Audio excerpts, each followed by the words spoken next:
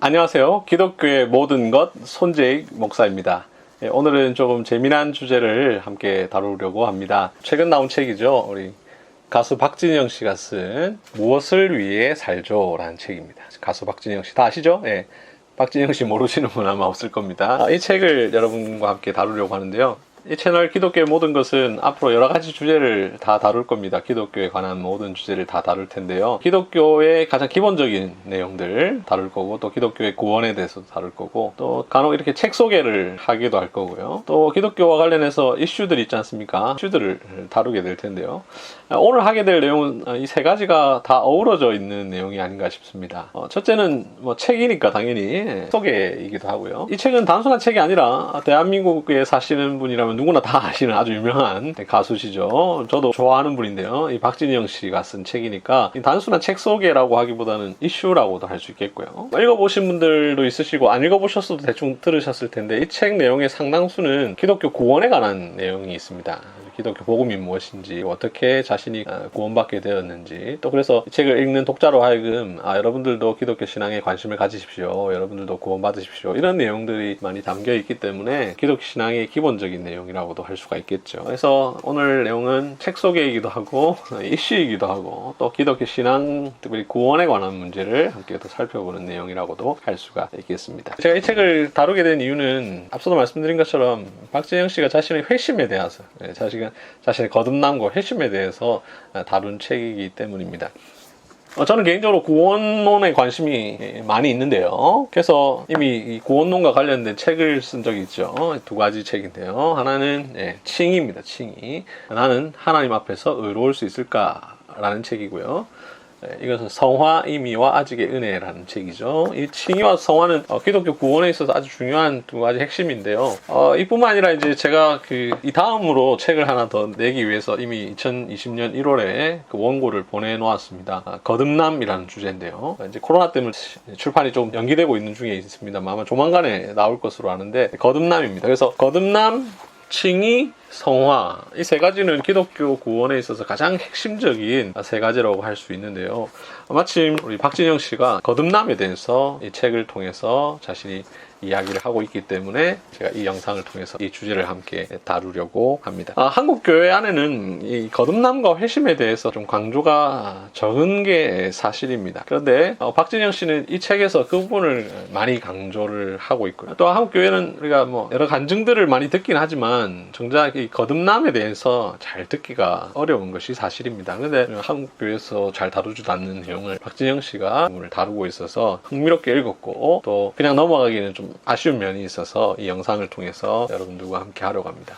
또 한 가지는 아마 많은 분들이 그런 기사도 보셨고 궁금하실 텐데요. 2018년 5월인가요? 어떤 기사가 실렸죠. 박진영 씨가 구원파에 속해 있다. 그 기사를 제가 링크에 이제 달아둘 텐데요. 한참 그 세월호 이후에 뭐 구원파에 대한 논란도 많이 있던 차에 박진영 씨가 구원파가 아니냐 이런 논란이 있어서 이슈가 되었던 적이 있습니다. 그런데 얼마 전에 라디오스타에 2020년 8월에 박진영 씨가 라디오스타에 나와서 그런 오해를 좀 씻기 위해서 이 책을 썼다, 이런 이야기도 하셨는데요. 정말 그런가? 곧 나오게 될 그 거듭남에 관한 책에도 당연히 그 구원파 교리를 다루었거든요. 그래서 과연 박진영 씨가 구원파인가 아닌가? 뭐 물론 그가 구원파니 아니냐 하는 것이 또 내 개인에게 큰 영향을 미치고 이런 건 아니지만, 또 우리가 흥미롭지 않습니까? 관심이 있고, 또 이분이 평범한 자연인이 아니라 아주 유명하신 분이고 많은 사람들에게 영향을 또 미치는 분이기 때문에 과연 구원파인가 아닌가 한번 좀 확인해 보기도 하고, 또 만약 구원파라면 또 그가 어떻게 주장하는지도 궁금하기도 하고, 또 아니라면 또 왜 아닌가 한번 분석해 보고 싶은 마음도 있고 해서 제가 한번 살펴보았습니다. 이 책에 대해서 지금 쭉 이야기를 드릴 텐데, 한 가지 여러분들이 오해하지 말았으면 하는 것은, 제가 한 개인의 회심을 지나치게 분석하고 평가하기 위함은 결코 아니라는 사실을 미리 말씀을 드립니다. 그냥 이 책에서 그가 소개하고 있는 회심에 대해서 과연 성경적인가 하는 부분, 또 맞는 부분은 또 좋게 평가하고, 또 아닌 부분이 있으면 좀 지적하고, 뭐 혹시 그럴 일은 없겠지만 박진영 씨가 이 영상을 혹시 보신다면 보시고 자신의 회심에 대해서 한번 정리할 기회가 있으면 또 좋겠고요. 제가 이 영상을 이제 찍기 전에 글을 썼는데요. 또 이 영상을 위해서 글을 쓰기도 했고, 또 어디 신문사에 하나 보내기 위해서 또 글을 썼습니다. 제가 좀 전에 신문사 기자한테 글을 보냈는데 그 글이 실리면 또 아래 링크에 달아두도록 하겠습니다. 혹시 박진영 씨가 이 영상을 보시면 그 글을 읽고 또 한번 또 고민을 해보시면 참 좋지 않겠나 싶습니다. 먼저 책에 대해서 간단하게 소개를 드리겠습니다.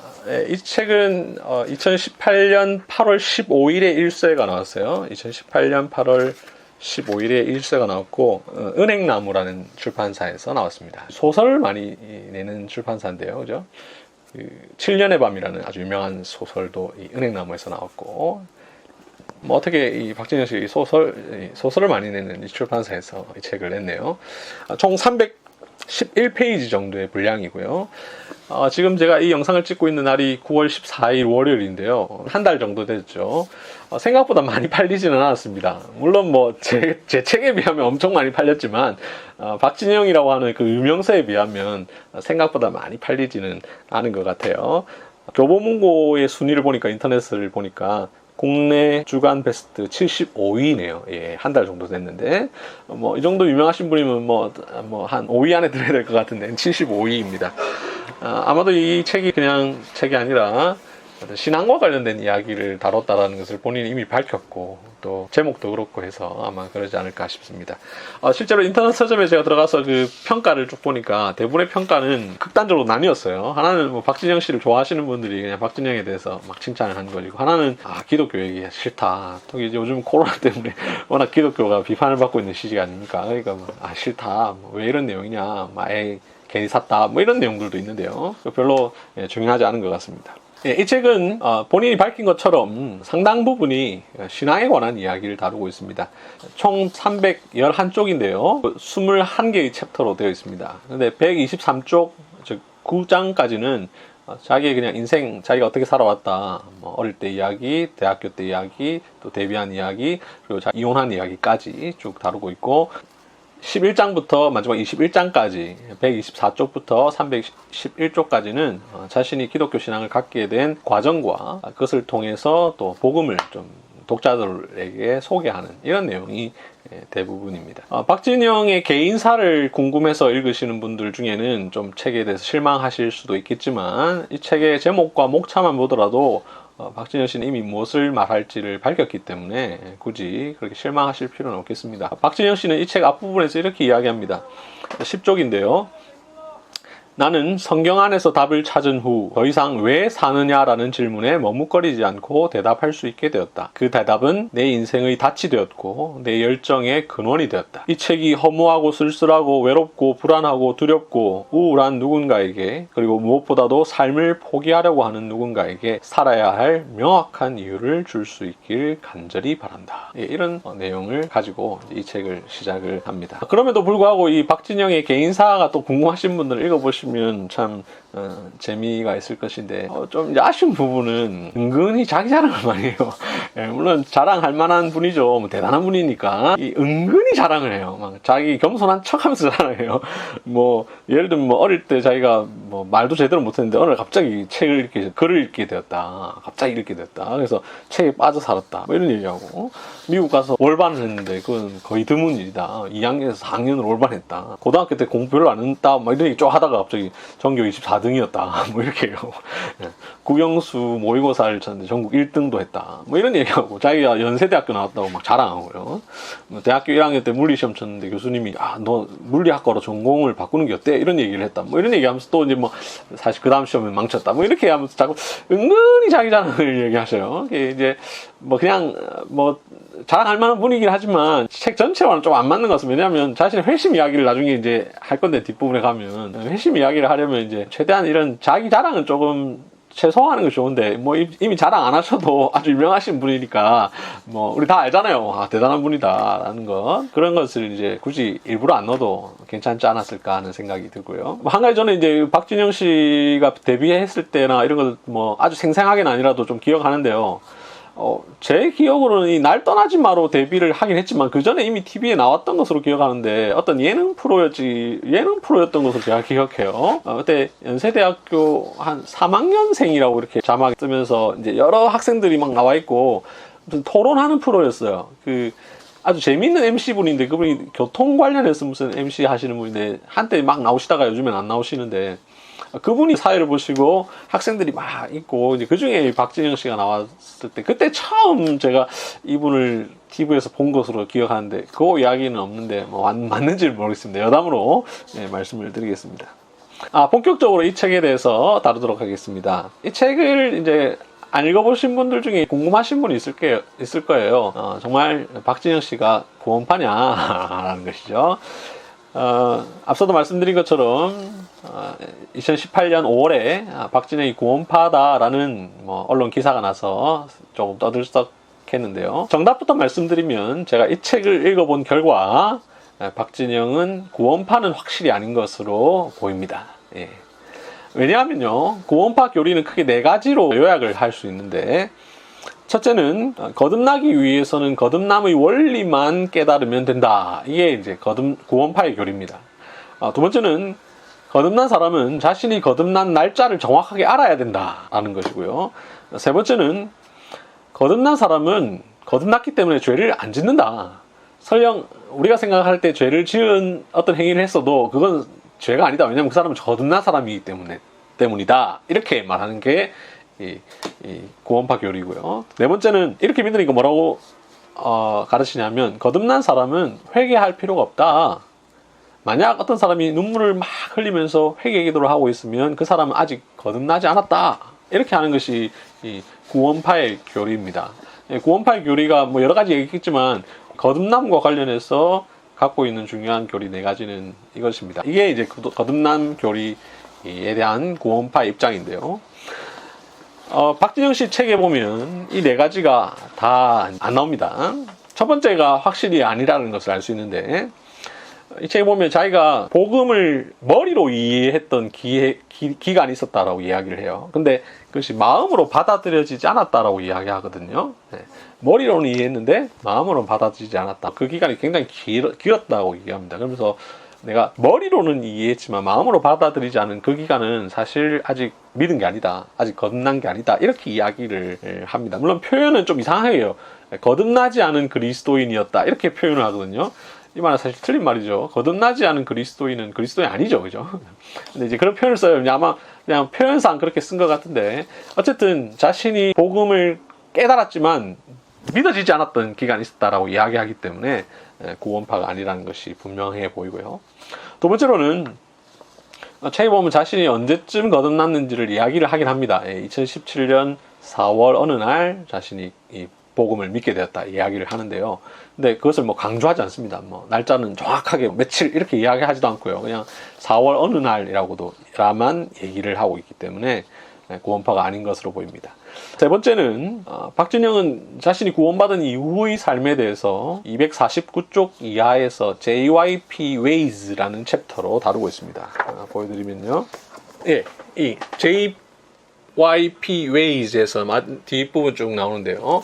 여기서 자기가 구원받은 이후에 어떻게 지금 살고 있는지를 뭐 간략하게 좀 이야기를 하고 있습니다. 그래서 이 사람은 분명 구원받은 이후에 변화된 삶을 이야기하고 있기 때문에 세 번째도 아니라고 볼 수 있고요. 네 번째도 아니라고 볼 수 있는데요. 근데 약간 오해를 하도록 만드는 부분이 있습니다. 뭐라고 얘기하냐면 192쪽에 이런 내용이 나옵니다. 192쪽을 제가 읽어드리겠습니다. 구원을 받으려면 이 회개는 반드시 필요하다. 그죠? 회개 필요하다고 이야기합니다. 그죠? 그러니까 회개 안 해도 된다 이렇게 말하지 않습니다. 하지만 이 회개를 구원이라고 말하면 안 된다. 회개를 한 상태에서 하나님께 구원의 기도를 하다 보면 언젠가 말씀을 통해 주어지는 완전한 믿음이 있기 때문이다. 이 완전한 믿음이 생기는 것이 구원인데, 회개를 하자마자 바로 구원을 받는 사람도 있고 나처럼 7년이라는 긴 시간을 매달리다 받는 사람도 있는 것이다 라고 이야기를 합니다. 이렇게 말하니까 회개를 불필요하다라고 말하진 않죠. 근데 문제는 이제 회개를 좀 잘못 이해하고 있는 것 같아요. 그죠? 뭐 회개하고 나서 한참 뒤에 7년 뒤에 믿는다. 그건 사실 앞에 게 회개가 아닌 거죠. 믿음과 회개는 이제 서로 연결되는 부분인데, 바르게 믿어서 회개를 하게 되는 것이지, 앞에는 그냥 자신의 잘못을 깨달은 거죠. 그냥 뉘우친 거죠. 그래서 이걸 이제 회개라고 보긴 어려운데, 아무래도 회개에 대한 이해가 좀 부족해서 그렇지 이제 구원파적인 교리를 믿고 있는 것은 아닌 것으로 봅니다. 또 그리고 이 책에 보면 여러 그 기독교 관련된 저자들을 몇 명을 인용합니다. 그 중에 204쪽부터 205쪽에 보면 루터를 이야기하고 206쪽부터 208쪽까지에서는 휘필드를 이야기하고 303쪽 이하에는 그 존 파이퍼 목사에게 보낸 편지가 나옵니다. 그래서 이 루터나 뭐 휘필드나 존 파이퍼 이런 사람들이 인용한 것으로 봐서는 이 사람이 구원파라고 보기에 조금 어폐가 있지 않나 이런 생각을 하게 됩니다. 확실한 것은 일단 구원파가 아니라는 점 여러분들 확실하게 생각을 하면 좋겠습니다. 이제 좀 이 사람이 회심한 내용을 쭉 말씀을 드리면요, 참 대단하긴 대단합니다. 그 사람은 아주 열정적으로 이 구도의 길을 갔던 것 같아요. 2010년부터 2년 동안 매일 10시간씩 성경을 집요하게 붙들고 읽었다고 그래요. 성경에 관한 많은 자료도 찾아봤고 해석도 찾아보고 그리고 다양한 종파의 목회자들을 만나서 또 배우기도 했다고 이야기를 합니다. 이 사람이 얼마나 열심히 성경을 공부했는지가 책에 보면 자신의 성경책을 이렇게 보여주는데요. 한번 볼까요? 네. 박진영 씨가 자신이 열심히 성경 공부를 한 흔적을 책 한 페이지에 이렇게 실어 두었습니다. 열심히 공부했죠. 로마서 8장인데 아주 열심히 공부를 했습니다. 이보다 더 많이 하셨겠죠. 이렇게 열심히 한 것으로 볼 때 아주 대단하시고요. 그리고 심지어 정말 대단하신데 성경의 예언이 이스라엘 역사에서 어떻게 성취되었는지를 확인해 보고 싶어서 2012년 9월에 직접 예루살렘에 가서 현지 답사를 했답니다. 예. 돈도 있고 시간도 있으시니까 가능하지 않았나 싶은데 아무튼 아주 열심히 이 구도의 길을 걸었고 그래서 열심히 이 기독교 복음에 관심을 가졌다는 점에 있어서는 굉장히 칭찬할 만합니다. 또 칭찬할 만한 점은요, 이분이 믿음에 대해서 좀 분명한 인식을 갖고 있습니다. 뭐냐면 자기가 2010년도쯤에 머리로는 성경이 이해됐다고 그래요. 그죠? 성경이 잘 이해됐는데 그게 마음으로 믿어지지 않아서 이것은 구원받은 게 아니었다라고 자기가 수레를 합니다. 그리고 내가 믿겠다라고 의지를 가지는 것과 실제로 믿는 것은 다르다라고 이야기를 하거든요. 이 표현이 어떻게 이해되냐에 따라 다른데, 또 이제 제대로 그래도 믿음에 대해서 진지하게 생각을 하는 것이죠. 머리로 그냥 이해되고 나 기독교 신앙에 관심을 갖고 싶다 이렇게 하는 것은 믿음이 아니라는 것이죠. 그래서 완전하게 믿어질 때, 내 마음속에 믿어질 때 그게 믿음이라고 하는 것이죠. 그리고 이 영접기도의 문제점을 이야기를 합니다. 저도 마침 어제 주일날 우리 교회에서 요한복음 1장 12절로 설교하면서 영접하는 자 곧 그 이름을 믿는 자들에게는 하나님의 자녀가 되는 권세를 주셨으니 라는 구절을 설교하면서 그 영접기도의 문제점에 대해서 설교를 했는데요. 박진영 씨가 이 영접기도라고 언급하지 않지만 영접기도의 형식을 설명하면서 이런 기도는 사실 바람직하지 않다. 이렇게 해서 구원받는 건 아니다. 이렇게 이야기를 합니다. 이런 장점들이 있습니다. 그래서 믿음에 대해서 그냥 단순하게 한국교회에서 그냥 예, 믿을게요. 그러면 세례주고 이런 것들이 잘못되었다. 이런 이야기들을 쭉 하는 것을 볼 때 박진영 씨가 그래도 좀 구원에 대해서 많은 관심을 갖고 이 책을 썼지 않나. 또 실제로 그런 거듭남과 회심의 경험을 좀 하고 있지 않나 이런 생각을 합니다. 그럼에도 불구하고 조금 의문되는 면들이 있습니다. 일단 이 사람이 구원파가 아니라는 사실은 거의 명확한 것 같고요. 또 회심에 대해서 진지한 관심을 가지고 어느 정도 나아갔다는 점에서는 바람직한데 그럼에도 불구하고 이 책이 확 이제 추천하고 싶다라는 마음 별로 안 들고 또 박진영 씨가 아직 좀 더 이 회심에 대해서 관심을 가졌으면 좋겠다라는 마음이 드는 면들이 몇 가지 있는데요. 말씀드리면 첫째는 구원과 행위의 문제를 단편적으로 이해하는 경향이 있는 것 같습니다. 234쪽에 보면 이렇게 이야기합니다. 어떤 목사님들이 구원을 받으면 반드시 행위로 드러나야 한다라는 논리를 주장하면서 행위로 드러나지 않은 사람은 구원을 안 받은 사람이라고 말씀하시는 분들도 많은데 그것은 굉장히 위험한 주장이다. 235쪽에는요. 구원은 행위를 잘해서 얻어지는 것도 아니요. 행위를 잘못해서 취소되는 것도 아니고 행위를 보고 판단할 수 있는 것도 아니다. 이렇게 이야기합니다. 이 말이 아예 틀린 말은 아니지만 또 맞는 말도 아니죠. 왜냐하면 박진영 씨의 의도는 구원이 행위로 결정되는 건 아니다라는 것을 강조하려고 하는 것 같은데 그걸 이제 자기가 너무 확신하다 보니까 행위를 너무 불필요한 것처럼 생각을 하고 믿음과 행위를 너무 분리시켜 버리는 거예요.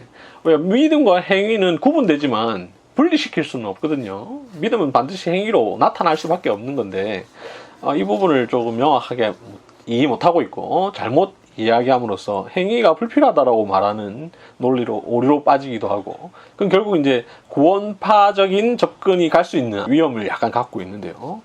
행함으로 구원 얻는 것이 아니다라는 진리를 강조하다 보면 이런 오류에 빠질 가능성이 항상 많이 있는데요. 박진영 씨의 주장대로 구원은 분명 믿음으로 얻는 것입니다. 그러나 행위가 불필요한 것도 아니고 믿음이 행위로 안 나타나는 것도 아닙니다. 우리는 성경과 종교개혁의 가르침에 따라 오직 믿음을 믿습니다. 오직 믿음. 이 말의 의미는 구원을 받으려면 믿음이 필요하다라는 말이지, 구원을 받으면 행위로 드러나는 것은 아니다라는 말은 결코 아닙니다. 이 사실을 제 책 나는 하나님 앞에서 의로울 수 있을까라는 칭의에 관한 책에서 밝혀두었는데, 이 책의 앞부분을 보면 다 믿음으로 구원한다는 말을 쭉 해놓고 뒷부분에 가면 행함은 그러면 필요 없느냐, 그건 아니다 라고 이야기를 하고 있는데요. 박진영 씨가 이 책을 꼭 읽어보실 수 있으면 좋겠고, 제가 뭐 기회가 되면 선물로 보내드리면 좋지 않겠나 이런 생각도 해보는데요. 믿음은 반드시 행함을 수반합니다. 믿음은 반드시 행함으로 나타나죠. 구원을 받으면 반드시 행위로 드러난다는 논리를 주장하면서 행위로 드러나지 않은 사람은 구원을 안 받은 사람이라고 말씀하시는 분들도 많은데, 그것은 굉장히 위험한 주장이다 라고 말하는 이런 표현은 이제 좀 조심해야 되고 조금 잘못된 오해가 아닌가 싶습니다. 또 그리고 이제 이 박진영 씨의 거듭남에 관한 내용을 보면 좀 여러 가지로 의문이 드는 것 중에 하나가, 거듭남을 강조하면서 믿음을 굉장히 강조하는데 회개는 생각보다 너무 강조를 안 합니다. 언급을 안 하진 않지만 회개를 좀 강조를 해야 되는데 회개를 별로 강조를 안 해요. 믿음만 막 강조하고 회개는 조금 약간 별로 중요하지 않은 것 같은 뉘앙스를 많이 풍깁니다. 이게 진짜 책이라고 보니까 이분하고 대화를 해봐야 이제 사실 더 알 수 있는 분인데요. 믿음을 강조한다면 그만큼 회개도 강조를 해야 되죠. 거듭남으로 인해서 나타나는 결과는 믿음과 회개입니다. 믿음과 회개가 둘 다 같이 나타나야 되죠. 이 믿음과 회개 둘 다 나타나는 것을 합쳐서 회심이라고 부릅니다. 회심. 믿음과 회개. 이 회심인데 믿음만 강조하고 회개는 별로 안 강조한다. 이것은 조금 이해가 하기 어렵고요. 이 사람이 이제 특별히 이분이 이제 그 회개를 강조하지 않는다라는 사실을 더 알 수 있는 게, 자신이 죄인이었다라고 하는 사실, 자신이 죄인이라고 하는 사실에 대한 철저한 인식이 거의 나타나지 않습니다. 그리고 좀 죄송한 말이지만 이분이 어쨌든 뭐 본인이 이혼한 이야기도 소개를 했잖아요. 본인이 이야기를 안 했으면 모르겠는데 이혼한 이야기도 했으면 자기 이혼한 죄에 대해서도 뭐 회개했다든지 뭐 이런 이야기 나와야 되는데, 뭐 원래 이혼하신 분과 뭐 합쳤다든지 이런 이야기 나와야 되는데 그런 이야기는 없어요. 그러니까 회개, 자신의 죄에 대한 철저한 애통함과 자복함 이런 부분들은 너무 안 나와 있습니다. 어쨌든 이 책의 목적이 본인 자신의 회심기를 다룬 거잖아요. 그러면 그 부분을 넣어야 되고, 또 자신의 회심기만 다룬 게 아니라 뒷부분은 거의 대부분 내가 이렇게 회심한 것처럼 여러분들도 이 복음을 믿으십시오 이런 내용인데, 그러면 당연히 그 회개에 대한 내용도 다뤘어야 되는데 그 부분이 없다라는 점에 있어서 조금 안타깝습니다. 그러면서 몇 가지 더 아쉬운 점들이 있는데요. 이 책에 보면 자신이 그 교회를 하고 있다고 그래요. 목회를 하고 있는 건지 모르겠습니다만 일반적인 뭐 교회는 아닌 것 같아요. 여러 사람이 가르친다 그러거든요. 한 사람이 가르치면 안 된다. 돌아가면서 가르쳐야 된다. 약간 형제교회 같기도 하고 뭐 회중교회 같기도 하고 좀 이상한 구조의 평범한 교회는 아닌 것 같은데, 어쨌든 교회를 하고 있다고 그래요. 근데 그 교회도 언제부터 시작했냐면 자신이 회심했다라는 시기를 2017년 4월이라고 이야기를 해놓고, 그 이전에 2010년에 성경 읽기를 쭉 하면서 이제 자기가 성경을 많이 알게 되니까 다른 사람들한테 막 성경을 가르치는 성경 세미나를 했다고 합니다. 성경 세미나를. 아니, 자기는 회심 안 했는데, 자기는 회심 안 했지만 성경 세미나를 막 했어요. 그리고 그 성경 세미나가 발전되다 보니까 교회가 되었고, 그 교회 몸을 쭉 해왔다라고 이야기를 하고 있습니다. 154쪽에 보면 이렇게 얘기하거든요. 구원 못 받은 크리스찬으로 살고 있었는데 성경을 가르쳤고 성경 공부 모임을 시작했고 자연스럽게 교회가 형성되었다. 이거는 위험하죠, 사실. 근데 위험하고, 이제 저는 뭐 이 책 전반적인 이분의 회심에 대해서 막 부정적으로 보진 않습니다. 전반적으로는 뭐 이분처럼 이렇게 열심히 그 고도자의 길을 걷는 분이 어디 있겠습니까, 그죠? 막 성경을 열심히 연구하고 이스라엘 직접 가서 확인도 하고 성경 구절도 굉장히 많이 자유자재로 인용하시거든요.